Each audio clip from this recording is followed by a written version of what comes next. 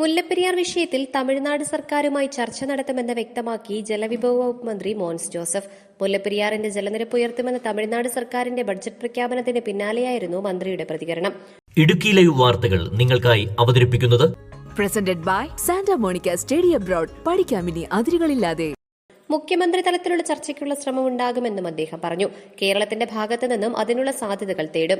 തമിഴ്നാടിന്റെ പ്രഖ്യാപനം ദൌർഭാഗ്യകരമാണെന്നും മന്ത്രി ചൂണ്ടിക്കാട്ടി. സുരക്ഷാ പരിശോധനകൾ നടന്നിട്ടില്ല. സുപ്രീംകോടതിയുടെ നിർദ്ദേശപ്രകാരമാണ് 142 അടിയായി ജലനിരപ്പ് നിലനിർത്തുന്നത്.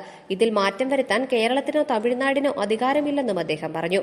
രണ്ട് സംസ്ഥാനങ്ങൾക്കും സ്വീകാര്യമായ നിലപാട് സുപ്രീംകോടതി പരിശോധിച്ച് തീരുമാനമെടുക്കണമെന്നാണ് കേരളത്തിന്റെ അഭിപ്രായം.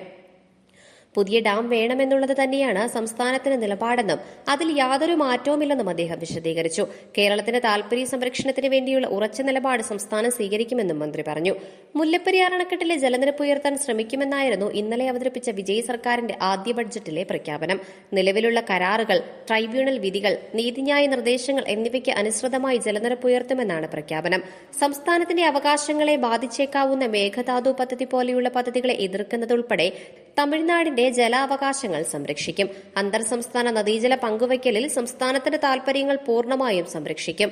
ദീർഘകാല ജലസുരക്ഷ ശക്തമാക്കുന്നതിനും കർഷകരുടെ ക്ഷേമം ഉറപ്പാക്കുന്നതിനുമായി മുല്ലപ്പെരിയാർ അണക്കെട്ടിലെ ജലനിരപ്പ് ഉയർത്തൽ, ആനമലയാർ, നല്ലൂർ അണക്കെട്ട് പദ്ധതികളുടെ നടപ്പാക്കൽ, ഗോദാവരി, കാവേരി നദീബന്ധന പദ്ധതികളുടെ ദ്രുതഗതിയിലുള്ള പൂർത്തീകരണം എന്നിവയ്ക്കായും സർക്കാർ പരിശ്രമിക്കുമെന്നും ബഡ്ജറ്റിൽ വ്യക്തമാക്കിയിട്ടുണ്ട്. News desk Idukki live. Idukki live വാർത്തകൾ നിങ്ങൾക്കായി അവതരിപ്പിച്ചത് presented by Santa Monica study abroad. പഠിക്കാമിനി അതിരുകളില്ലാതെ.